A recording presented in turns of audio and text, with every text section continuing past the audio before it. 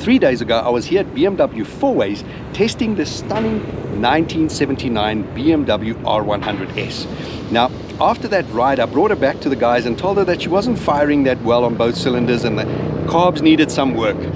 Today they called me and said they've done the work on the carbs, I should go take her out and play again. So here we are, let's go for that joyride.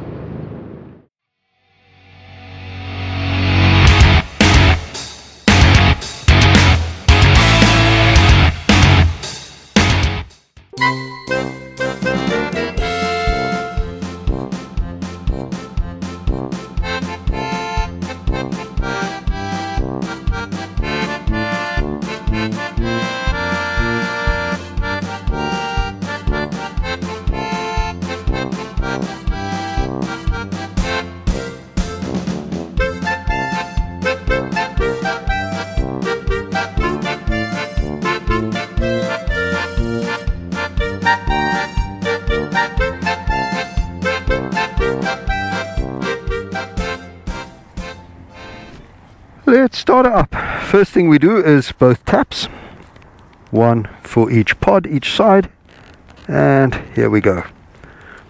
Both taps are open, the key ignition on.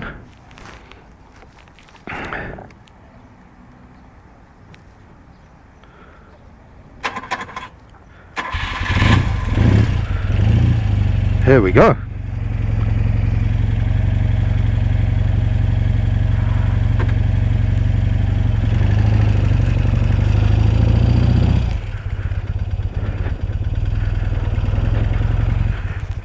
Oh, that feels much better already. This thing idles. You can see it idles. All is well.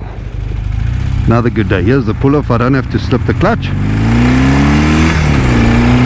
And it runs happily past 5.5.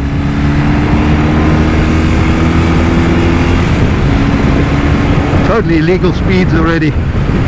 Freeway speeds here on the back roads. Fantastic.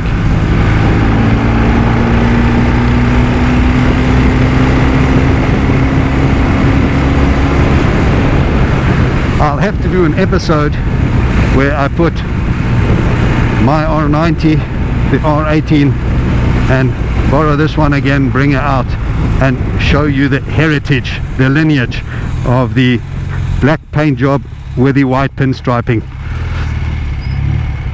Just will look absolutely fantastic, these three bikes side by side.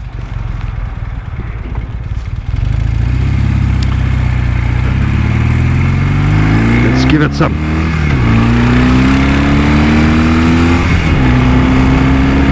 Not a slouching anyway. Loving this. Nothing wrong with this power. 66 horsepower. Feels brilliant on a missile that weighs nearly 240 kilos. It is brilliant.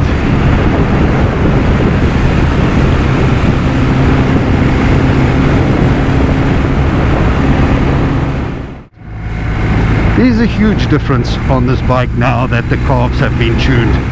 It's running so much smoother, the vibrations are less, and it just feels great. It feels great. It idles, it's smoother, it reacts. I mean, you still have to give a lot of throttle input. Have a look at my hand. But all these controls, they work. However, you really have to give it more input. You have to be bolder with all the controls. Even with the brakes, you really have to speak to the brakes. You got to grab them. Be forceful with the brakes. They're not power assisted. You are the power. You got to grab them.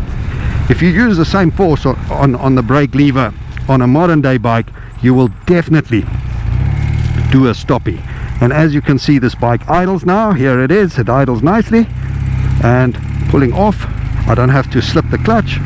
It does its job nicely, and it really hops. When I drop that gear, next gear, I can short shift at 3000 RPMs. There's plenty grunt, high torque. I roll on. There's a lot of twist on that throttle. And if you want it to react and do something, you definitely have to give this bike input. I mean, one of the things that's a little bit irritating still is the clocks. There's obviously a bolt missing at the bottom, but that's a simple fix. Now that she's running, you can hear this motor's running smoothly. It's running great. The sound is fantastic. I'm gonna get off the bike and let you hear the sound of this bike now. The vibrations through the foot pegs are brilliant. They're not annoying, and it tells you, even on the foot pegs, when to change gears. It's brilliant. The bike tracks great. Have a look at that. It's true, it's stable, it's solid. But as I mentioned, you really have to be bold with this bike. I would, compared to how we ride bikes today, you nearly have to be forceful. When I grab brakes like I do today, 2-finger braking, definitely not on with this bike. You gotta pull this lever hard, otherwise you're just not retarding speed fast enough. The rear brakes, the Brembos, are brilliant. As I mentioned before, I'm using a lot now as well to help me slow down, and gives me a lot of confidence with these rear brakes. Handling is great. Once the bike is rolling around, it's just feels great. It turns nicely. Wow. As I drop the clutch in second, it wants to hop. The bike accelerates properly out. You can feel the torque. It's pushing you forward. So a completely different experience to first time round. Definitely more fun, and with this extra speed and extra performance on the bike, I had to change my riding style and understand that I have to be way more forceful with these brakes. None of the traffic lights are working, so having to ride around that. Hear that? Great acceleration, great acceleration.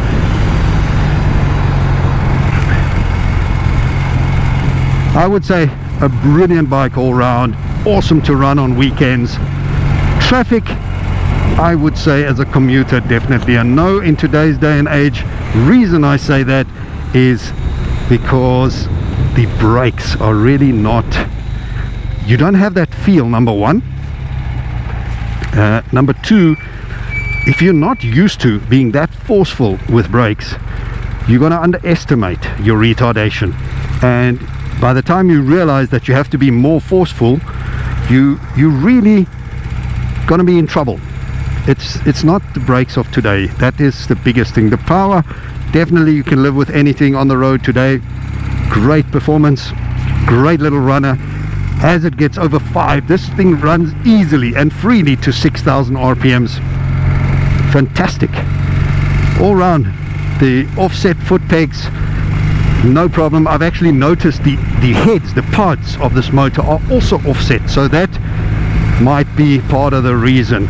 I haven't found out really why they're offset, but it has to do with a layout. And then when I looked at the bike again today, I noticed that the piston, the pods are offset as well. So all round, just a quirky bike, stunning bike,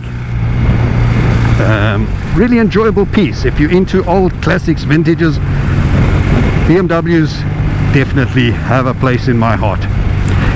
Guys, I hope you enjoyed this second ride and review, the update on a properly tuned BMW R100S. If you enjoyed this episode, please remember, hit that like button, give me a thumbs up, and most important guys, please hit that subscribe button to help me build the channel, and if you like, the reminder bell so you always know when I'm uploading new content.